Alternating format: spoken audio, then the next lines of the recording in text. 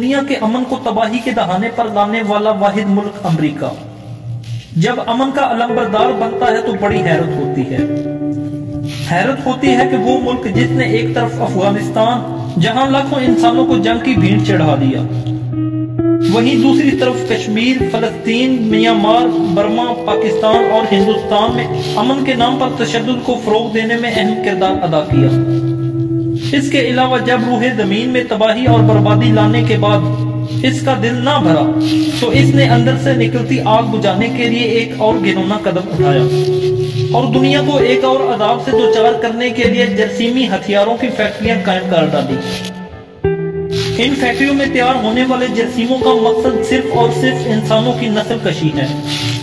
जी हाँ दोस्तों, इस बात की तस्दीक इस वक्त हुई जब रूस ने इस बात का इंकशाफ किया कि अमेरिका ने जमहूरिया जॉर्जिया में रूसी सरहदों के करीब जरासीमी हथियारों की फैक्ट्रियां कायम कर रखी हैं, जो कि मुख्तलिफ किस्म के वायरस बनाने में मसरूफ अमल हैं।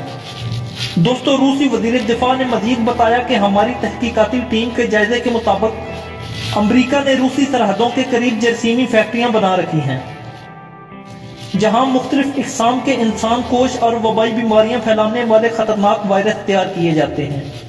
इन इंकशाफात के बाद ये बात वाज़ेह है कि कोरोना वायरस के तख्लीकार कौन हो सकते हैं। ये काम इस कदर वसी पैमाने पर जारी और सारी है। इतलाआत के मुताबिक पता चल रहा है कि अमेरिका ने 300 लेबॉर्ट्रियों से रूसी शहरियों की जीनियाती सैंपल भी हासिल किए हैं ताकि इन्हें इस फैक्ट्री में हयातियाती और जरासीमी हथियारों की तैयारी में इस्तेमाल किया जा सके, जबकि रूस के पार्लिमानी रुकन ने इसे बायोलॉजिकल वार करार दिया है।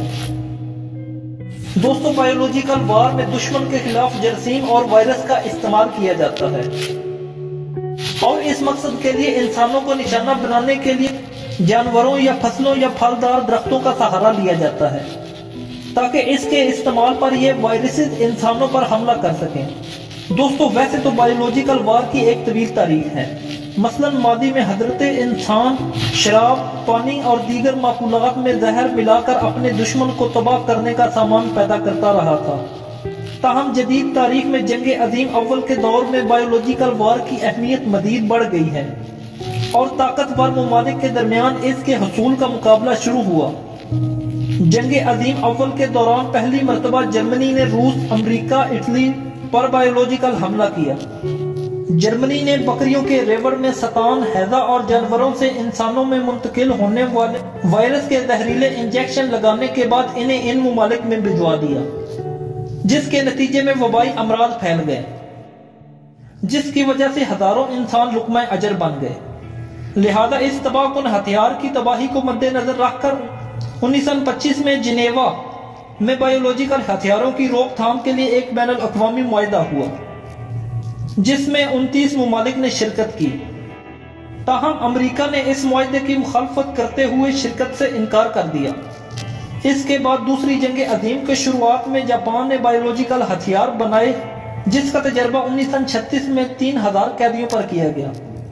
रिपोर्ट के मुताबिक कैंसर और इस जैसे दीगर मूदी मर्ज छोड़कर जापान ने इन कैदियों को अजियतनाक मौत मार दिया। इस कामयाब तजर्बे के बाद सन 1940 में जापान ने चीन पर पशु, जो कि जूं की तरह एक छोटा सा कीड़ा होता है, के जरिए हमला करवाया। यह तजर्बा कामयाब हुआ। बाद में इसी वायरस को तब्दील करने के बाद बम्बों में डालकर चीन के खिलाफ इस्तेमाल किया गया। नाज़रीन, तारीख गवाह है कि जापान की बायोलॉजिकल कामयाबी को देखकर अमेरिका ने इस पर एटम बम गिरा दिया। जापान की बायोलॉजिकल लेबॉर्ट्रियों को खात्मा करने के बाद अमेरिका ने अपनी बायोलॉजिकल तख्लीक कर दी।